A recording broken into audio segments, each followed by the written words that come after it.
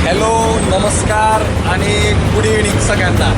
मित्रांनो, आपण आजच्या ब्लॉगमध्ये तुम्हाला काय दाखवतं हे तुम्हाला सरळ सरळ समजलंच असेल, पण तरी आपल्याला पुण्यामधलं मुख्य पर्यटन स्थळ म्हणून ओळखल्या जाणाऱ्या सारसबागेला आज आपण पूर्ण कव्हर करणार आहोत.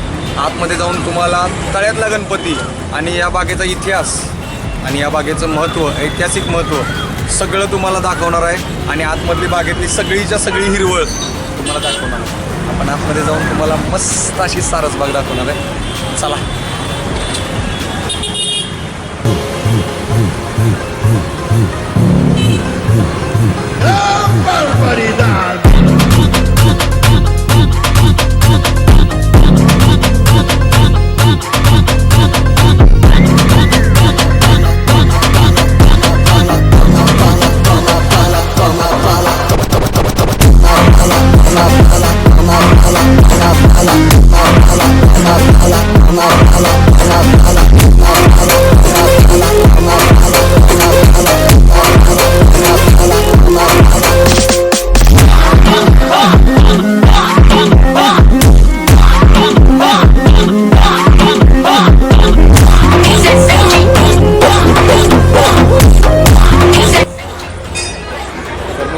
आपण आतमध्ये आलेलो आहोत सारसबागेमध्ये.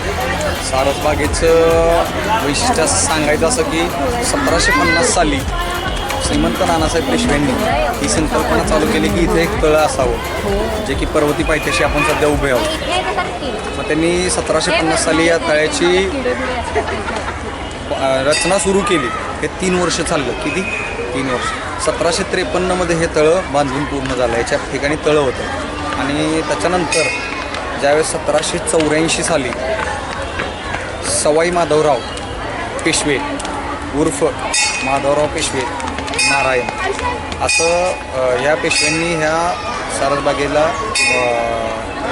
एक उद्यान आणि एक गणपती मंदिर असावं, जे की आराध्य दैवत आहे. त्याचं सिद्धिविनायक गणपतीची स्थापना केली आणि इथे एक उद्यानामध्ये रूपांतर करण्यासाठी त्यांनी हे तळं एकदम प्रशस्त बनवलं आणि त्याच्यामध्ये सारस पक्षी आणून आधीच सोडलेले गेले होते. मग सवाई माधवरावांना काव्याची आवड होती खूप. त्यांनी काय केलं, सारस पक्षी इथं बराच काळ या तळ्यामध्ये होते. मग त्यांनी सारस पक्ष्यांवरून काव्यात्मक म्हणून एक असं सारसबाग असं नाव दिलं या बागेला. ते सवाई माधवराव पेशवे, जे की 12वे पेशवे, त्यांनी हे सगळं मंदिर वगैरे बांधलं. आणि त्याच्यानंतर याची एक ऐतिहासिक आणि पुणेकरांचं सगळ्यात प्रमुख पर्यटन स्थळ म्हणून ओळख तयार झाली. त्याच सारसबागेबद्दल आणि त्याच सारसबागेतील तळ्यातला गणपती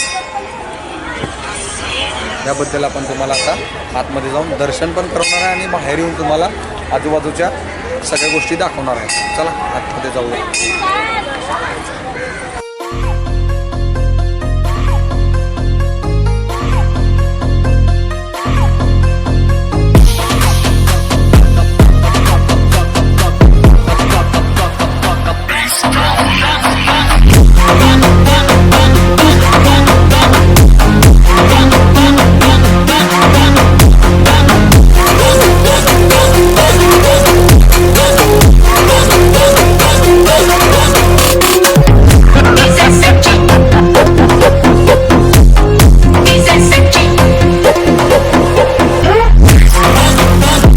सगळ्यांनी श्री गणेशाय नमः लिहायला विसरू नका.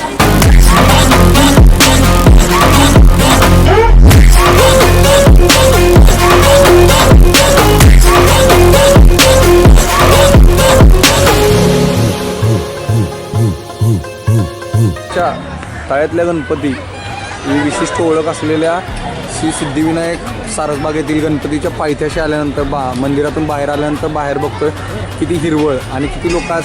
आणि विशेष म्हणजे आज आपण आलोय तर आज गर्दी पण खूप आहे. त्यांना बहुतेक समजलं असेल की मी व्हिडिओ काढायला येतोय, त्यामुळे एवढी लोक आलेत सगळे. बघा, आनंद घ्या सगळा. तुम्हाला मंदिराच्या डाव्या आणि उजव्या बाजूला जेवढं शक्य तेवढं मला दाखवता येतं तेवढं मी दाखवणार आहे. तिथून जाऊन तुम्हाला चला आधी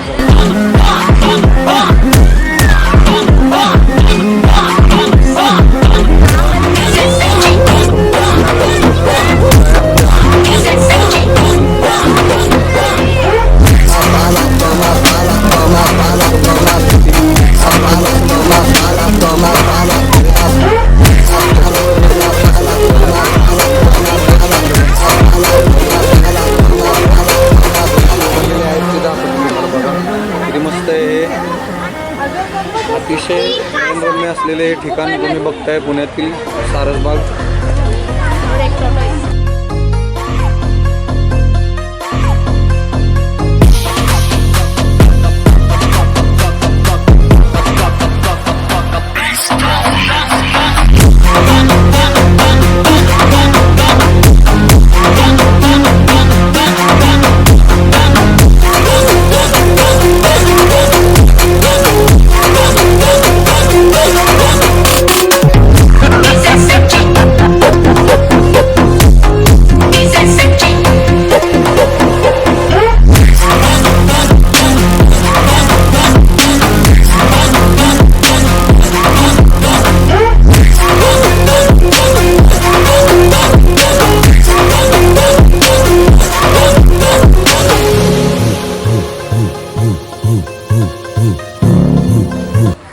तुझं नाव काय?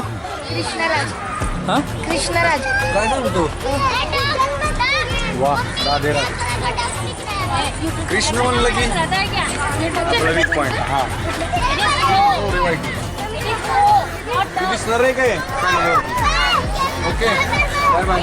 तर मित्रांनो, आजचा हा सुंदर असा ब्लॉग तुम्हाला दाखवण्यामागचं कारण एवढं असंच होतं की स्वारगेटपासून तुम्ही अतिशय हाकेच्या अंतरावरती असलेल्या सारसबागेमध्ये येऊन सारसबागेचा आनंद घेऊ शकता. आणि हा ब्लॉग तुम्हाला दाखवण्यापाठीमागचे अजून खूप कारणं होती, पण माझं इथं आल्यानंतर एक म्हणजे माझं वैयक्तिक मत आहे बरं का, की सारसबागेसारख्या पवित्र ठिकाणाचं पावित्र्य जपता आलं नाही इथल्या लोकांना. या लोकांनी इथं वेगळंच काहीतरी चालू केलं आहे. कदाचित तुम्हाला माहिती असेल, कोणाकोणाला काय होतं ते माहिती असेल तर कमेंट करा. काय आहे, एवढ्या गजबजलेल्या ठिकाणी 25 एकर जागेमध्ये जी सारसबाग जी उभा राहिली आहे, हे असली चाळे करण्यासाठी किंवा फालतू गोष्टींना वाव देण्यासाठी नाही आहे. हे लोकांनी समजून घेतलं पाहिजे आणि या बागेचं, या ऐतिहासिक गोष्टीचं महत्त्व राखलं पाहिजे असं मला वाटतं. म्हणून हा तुम्हाला ब्लॉगमध्ये सरते शेवटी सांगायचं एवढंच की त्याच्यामध्ये काहीच असं राहिलं नाही की जुनं, की म्हणजे पहिल्यापासूनच हे होतं आहे हे पण मला माहिती आहे, पण हे पावित्र्य जपावं आणि ह्याच्यावरती काम व्हावं असं मला वाटतं. म्हणून मी तुम्हाला हे आजचा ब्लॉग दाखवत आहे. मंदिरचं दर्शन तर तुमचं झालं आहे आणि आजूबाजूला तुम्हाला कासव, मासे आणि ही हिरवळ सगळी तुम्हाला मी दाखवलेली आहे. व्हिडिओ बघा, शेअर करा आणि जे गरजेचं आहे त्या गोष्टीवरती भर द्या, कारण आपण आपल्या पुढच्या पिढीला अजून काय पुढे काय घेऊन दाखवायला जाणार आहे पुढे काही माहिती नाही आपल्याला. त्यामुळे व्हिडिओ नक्की पूर्ण बघा, व्हिडिओ स्किप करू नका आणि चॅनलला सबस्क्राईब करा, लोकांपर्यंत पोचवा. बघा आता लहान लहान मुलं खूप आलेली होती, सगळे एन्जॉय करतात, पण ह्याच्या पाठीमागं आजूबाजूला अशा भरपूर गोष्टी घडतात की ज्या घडायला नको. त्यामुळे या वास्तूचं या ठिकाणाचं पावित्र्य राहत नाही. तुम्ही बघा सगळीकडे किती आनंद आहे बघा. आज तर शनिवार रविवार असल्यामुळं गर्दी भरपूर आहे. तर व्हिडिओ बघा, एन्जॉय करा आणि सबस्क्राईब करा चॅनलला, शेअर करा लोकांपर्यंत.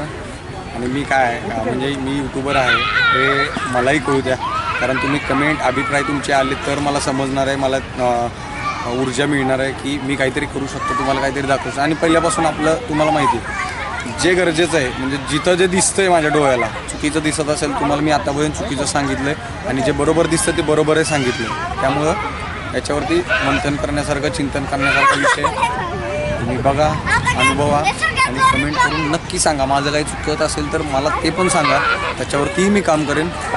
चलो टाटा बाय बाय. चॅनलला सबस्क्राईब करा. भेटू पुढच्या ब्लॉगमध्ये. Bye bye.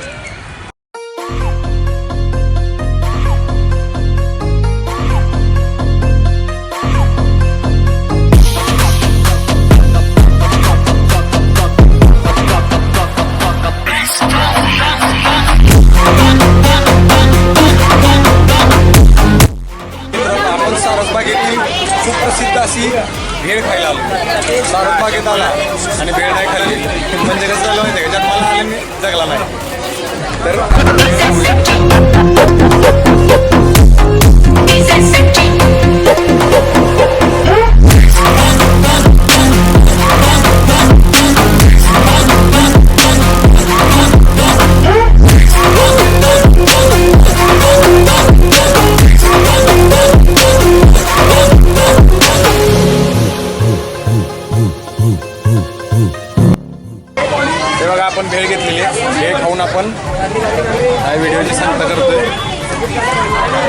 करा, सबस्क्राईब करा. Bye bye, Tata.